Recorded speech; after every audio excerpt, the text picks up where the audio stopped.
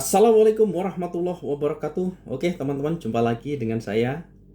Kali ini kita membahas tentang siapa dalang reformasi atau kerusuhan pada tahun 1998. Nah, banyak orang bilang masih enak zamanku toh.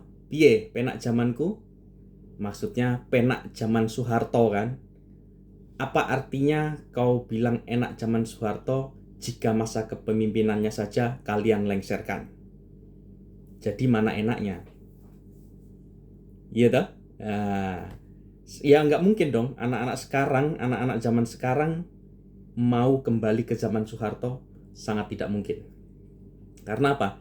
Di zaman Soeharto tidak ada gadget semerah ini, tidak ada internet, ya. Ya nggak mungkin anak-anak sekarang mau kembali ke zaman Soeharto, nggak mungkin. Nah, masalahnya apa?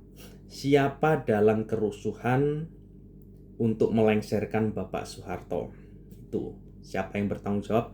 Sampai saat ini belum ada orang yang dituduh atau yang tersangka sebagai dalang kerusuhan. Bapak Soekarno, Presiden pertama Republik Indonesia, membacakan teks proklamasi tentang kemerdekaan, berjasa bagi bangsa Indonesia atas kemerdekaan. Masa kepemimpinannya juga pun dilengserkan. Jadi presiden yang seperti apa lagi yang Anda inginkan? Kalau presiden sehebat Soekarno, Soeharto, masa kepemimpinannya saja kalian lengserkan. Mahasiswa, kalian mahasiswa, bukan mahasewa. Ya kalau sekarang mungkin mahasewa gitu ya. Saya juga mahasiswa, sudah lulus, tidak seperti itu juga lah. Kalau kebanyakan berarti mahasewa gitu loh. Iya kan? Terus Gus Dur dilengserkan. Cuma dua presiden yang nggak bisa dilengserkan, yaitu SBY dan Pak Jokowi. Walaupun di demo, walaupun difitnah, walaupun dihina sejelek-jeleknya, Bapak Presiden Jokowi dan SBY tetap selesai masa tugasnya dengan baik. Itulah mahasewa yang dibayar suka bikin onar tanpa memikirkan keadaan bangsa ini. Jadi apa kalian masih mau teriak penak zamanku? Gak mungkin. Di zaman Pak Harto, orang demo, orang yang bikin rusuh, besoknya hilang. Nggak ada jejaknya kemana orangnya, nggak tahu.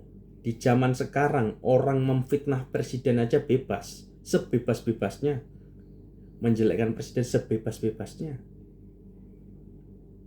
Coba kalian kembali ke zaman Pak Soeharto, selesai kalian menghina presiden, besok sudah nggak bernafas lagi, mungkin nggak bisa melihat matahari ya lihat.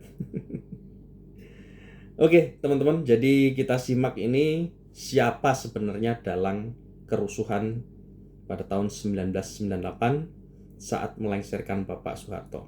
Jadi mari kita simak ilustrasi videonya. Jakarta seperti kota tanpa aturan. Asap hitam membubung dari pusat perbelanjaan yang terbakar, kaca-kaca pecah berhamburan di jalanan. Suara teriakan bercampur dengan dentuman keras dari bangunan yang ambruk. Di sudut lain, massa berlarian membawa barang hasil jarahan, dari elektronik hingga sembako. Sementara aparat keamanan justru menghilang. Indonesia sedang menghadapi salah satu titik terkelam dalam sejarahnya. Tapi bencana ini tidak terjadi begitu saja.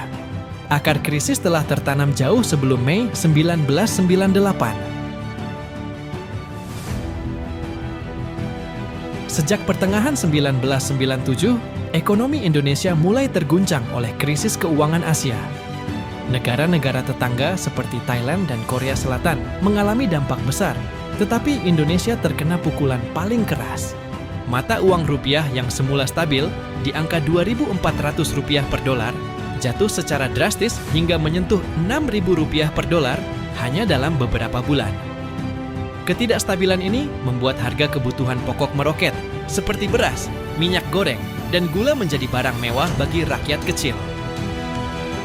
PHK massal terjadi di mana-mana, jutaan orang kehilangan pekerjaan, dan kepercayaan terhadap pemerintah semakin runtuh. Kemudian, kemarahan rakyat mulai meledak. Demonstrasi mulai bermunculan di berbagai kota, dipimpin oleh mahasiswa yang menuntut reformasi total dan mundurnya Presiden Soeharto. Di Universitas Trisakti Jakarta, unjuk rasa besar terjadi pada 12 Mei 1998. Mahasiswa bergerak dengan damai, tetapi situasi berubah mencekam ketika aparat keamanan mulai bertindak represif. 4 mahasiswa tertembak mati. Darah yang akhirnya tertumpah di Trisakti menjadi pemicu ledakan sosial yang tak bisa dihentikan lagi. Pada 13 Mei 1998, Jakarta mulai bergejolak. Massa mulai turun ke jalan dalam jumlah besar. Namun, yang terjadi bukan sekadar demonstrasi biasa, melainkan anarki total. Toko-toko dibakar, pusat perbelanjaan mulai dijarah, dan beberapa perempuan mengalami pelecehan dan kekerasan yang hingga kini masih menjadi luka sejarah. Di beberapa tempat, orang-orang terjebak di dalam gedung yang terbakar hingga tak bisa menyelamatkan diri, dan ratusan nyawa pun melayang.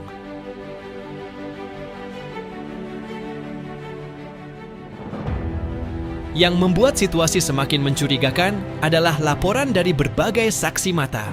Beberapa mengatakan bahwa massa anarkis bukan berasal dari warga lokal, melainkan bus-bus yang penuh orang asing tiba-tiba datang, dan mereka langsung merusak dan membakar, dan kemudian langsung menghilang. Sejumlah pihak menduga ada aktor-aktor yang menggerakkan kerusuhan secara sistematis.